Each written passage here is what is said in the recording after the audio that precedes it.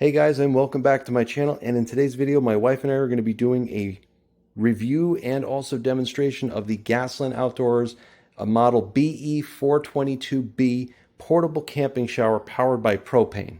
Information on the product. The product is 4.22 gallons per minute, 110,000 BTUs an hour, which is very, very large, and can have a thermal rise from the input temperature of the water anywhere from 55 to about 109 degrees Fahrenheit. That is a huge difference from the input and the output temperature. And it's a very capable tankless water heater. It's got a lot of safety features, which we'll go over here momentarily. And let's take it out of the box and take a look at it. Here in the box, you're going to get the instruction booklet, you're going to get the shower head cord, and also the shower head. You're also going to get the hanger so you can hang the shower head from the wall or wherever nearby. You're also going to get an adapter set with a bunch of brass fittings. You're also going to get a bunch of wall anchors and hardware to mount this to a wall securely and safely. Now you see a unit that's half disassembled here. That was actually the very first unit you saw in the first part of the video. Unfortunately, when I inspected it, it had some shipping damage, and unfortunately it will not be able to be used. The heat exchanger had cracked. What happened was it was probably dropped from the short end, and the entire heat exchanger had moved down, destroyed the mounts here on the top, and bent the hoses here. So unfortunately, this unit was defective. However, Gasland sent me a new one free of charge, so I can review it with you guys today. So the components that I'm seeing here, so we have the ignition control module. That's going to go and spark the igniter. There's not a constant pilot flame or anything like that. We have a lock-off solenoid that will lock off the flow of gas in the case of a fault, or when there's no water pressure going through the heat exchanger, for example. We have a little micro switch that'll detect that. And then we have a thermocouple here, which goes to this connector, but that is actually going to be for your temperature display there. So it'll tell you the outbound outlet temperature of the water. That's very handy. We have a 2D size battery compartment here with a switch. That's what powers the igniter. And then let's see, we also have, this is a very important element right here. This is your drain plug. This is your clean out plug, where it will allow the water to come out of the heat exchanger that's up here in all these pipes, so that in the winter, if this is permanently mounted, you can drain the water out so that the water, when it freezes, won't freeze inside the unit. That's very good to have. Finally, on the rotary controls, so this is the gas flow control. So all the way counterclockwise is the lowest setting, and then clockwise is on the highest setting. Over here is the flow control for the heat exchanger. You can see the big main hose coming through, and this is actually the opposite. So counterclockwise is the fastest flow through the heat exchanger, and that's what this is. And then clockwise is the slowest. So you're going to get a lot higher water temperatures by doing that, but you're not going to get as much pressure coming out. So you kind of have to find the happy medium. Finally, over here is the gas burner control. So it's only one or the other. So it's either all the way clockwise or all the way counterclockwise. And what they give you here, I'll show it to you on this unit. This is basically saying in the winter, you're going to need more power. And you can see that it's spring loaded. But once you lock it to the winter one, that means that you're going to use the burner's full power to heat up that water. In the summer or warmer weather, it'll actually reduce the power of the burner there, and that is denoted by the sun icon for when you're in the spring or summer or warmer weather. The final component that is part of this system, but it's not located in this area, is over here. This is your over temperature sensor. In the event that the water temperature gets too high in the heat exchanger, this is probably set to like 150 degrees Fahrenheit usually, but I'll have to check if they mention it.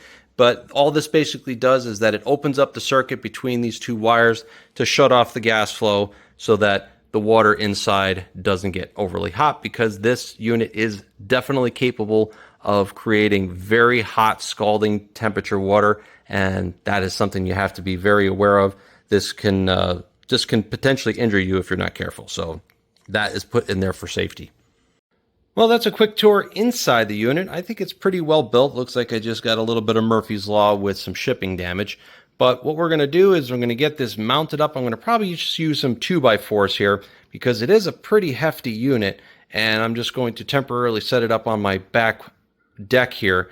And what we'll do is we'll hook everything up, hook it up to the garden hose, and we'll be giving this little guy another bath here since he stinks and needs to be washed. All right, we got it set up here. My wife is going to get the doggy shampoo and soap, but wanted to show the setup that I have here. It is temporary. I just got some 2x4s that I cut, and then I mounted the Gasland propane heater to it, and I just bungee cord it here. It is temporary, but I do have a little bit of space underneath here so I can go and make my connections. So I have my gas input, my output to the shower head here, and then the input to the garden hose. I also put in 2 D-size batteries and twisted it. Very easy to put in and out. The only thing that I would say you're going to probably struggle a little bit with, they give you this adapter to go from the 1/2-inch line to the garden hose connector with the appropriate O-ring seals here in the kit. This top part for the 1/2-inch to the bottom part with the garden hose are not independent of each other, so you actually have to twist the actual garden hose to get a nice tight seal.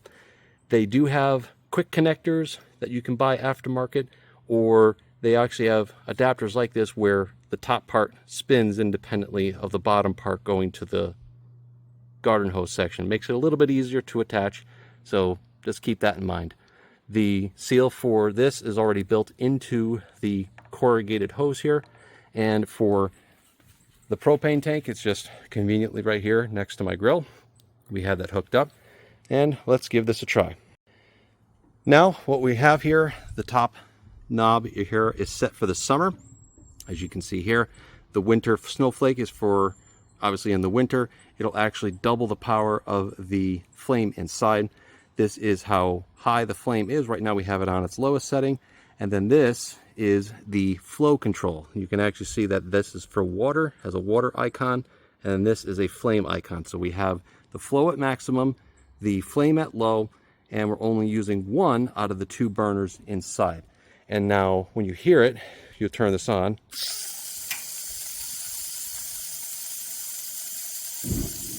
You'll hear it click on. That clicking is actually the igniter. Now, you may not be able to see this on camera, but that is because of the frame rate. That is the output temperature. And right now it's saying 99 degrees Fahrenheit, but that is not going to be apparent to the naked eye. It's not flickering like that in real life, so that's just the camera. But it's got quite a bit of flow, has plenty of power.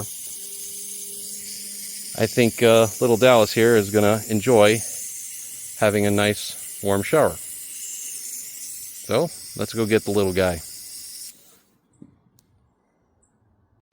I forgot to show this in the last segment, but when you shut off the water flow, it'll actually shut off the flame inside. So the flame will not keep running after the flow of water stops. That's what that safety switch is for. I will say that it is very easy to go and get yourself scalded, even with the highest flow rate. If this was up all the way and then you set this to winter here, and right now we're on a 82, 83 degree day, this could actually get water outputting. I was able to get this temperature gauge to read about 158 degrees Fahrenheit. That is scalding hot, so you got to be careful with that. So we don't need a lot of power today. We just don't want him to have a cold shower here. So we're going to get him set up with 100 degree Fahrenheit, and he'll be happy to get a bath. Let's get him over here.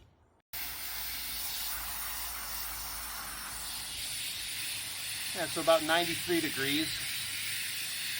Nice and comfortable. Plenty of water pressure through the shower head here. And Dallas, our little starman we call him, he's very good with taking baths.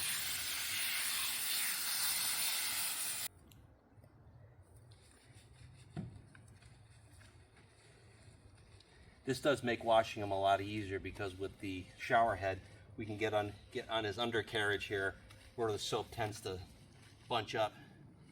And then we have a little thing here to go over his ears when we wash him off so that the water doesn't go in his ears. Try to be as quick as possible because I'm sure, well, he does like getting a bath. Probably doesn't like staying wet for very long. So what I like about this, because it's such a large unit, we've had smaller units in the past, but the large unit, when you first start it up, you get a little bit of a spike in temperature at first. You don't get that so much with this one, but you can see where it spiked for a second using this external display, which is really nice to have. It's been consistent between 91 and 93 degrees Fahrenheit, and that's more than comfortable for taking a bath or taking a shower. You know, I could go a little bit hotter, but I don't see the need. It's pretty warm out. And in the winter, you know, we get a little bit more power out of this. This is actually quite overpowered for the given application, but that's good, especially if you wanted to give them a bath in the middle of winter, which I guess we could, but no need. But very consistent temperature, and again, when you shut off the water, the gas shuts off, the flame goes off, and that's the end of that. But what I wanted to show, if I just wait a second here, we'll turn it back on. You'll see it spike up to like 100, and then it drops right back down to like 93, 95 degrees. Perfect. So let's go put a little bit of shampoo in him to finish him up, and we have ourselves a clean dog. So I meant to say not shampoo in the last segment, but conditioner. We had to put a little bit of conditioner on him. Make sure that his skin stays moisturized. We really do spoil our dogs. We'll get this rinsed out. And again, it's staying at consistent 93 degrees. Sometimes it'll jump to 95 at its lowest setting. Right now, I think the input temperature for the garden hose is about 65, maybe close to 70. So about a 20 to 24 degree increase. And that's on its lowest setting. So plenty of power and plenty of water flow as well. A little bit. I know it's non-toxic, so it's okay. Very easy. Sometimes when we brush his teeth, a little bit of toothpaste gets around his muzzle. So we're going to have to go ahead and clean that. Now,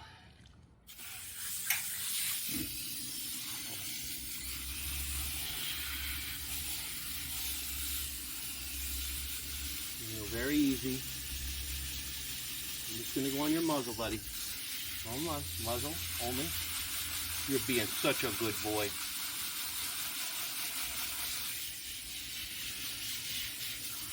Hold on, I'm sorry. This is going to protect your ears. I'm sorry, I'm going to go very light, because you're already rinsed off for the most part. Alright, well, we just finished up Dallas, and just rinsing off, getting rid of all the remaining soap. But one thing I wanted to really comment on and highlight is that compared to the old shower head that we had with our other smaller unit, this has a heck of a lot more pressure at full flow than the other one did. And this is extremely important because when I was washing Dallas, we're able to really push the water into his skin and to irrigate and rinse out all the shampoo and conditioner, so it makes washing him a lot easier. So very, very happy with the performance of the shower head. So definitely a plus on the product. And it looks like it makes it a lot easier without your hands slipping off when you're trying to start it with Sophie. So like the other thing with the shower head here is that you have this easy control. You can on and off with your pointer and your thumb here. Before, we had to actually use like a switch. That's not fun. At least here, it's very easy to turn on and turn off. And then the unit will turn back on just as quickly too. But I'm just going and rinsing myself off, and then we'll do a follow-up on the remaining part of this review. Well, guys, to sum up my final thoughts on this system, really like the performance and makes cleaning our puppies much easier than just washing them in the bathtub.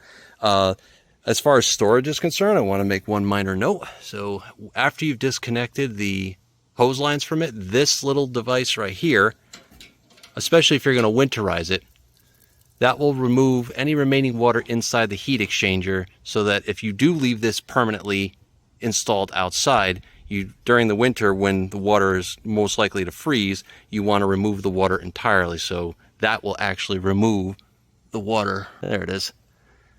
It's got a little O-ring on there, and once all that water is out, you just put that back here like this, and the unit is winterized for the winter. Thank you so much again to Gasland for letting us review this product. If there's any technical questions at all, please let us know. Till the next time, guys, thank you so much for watching.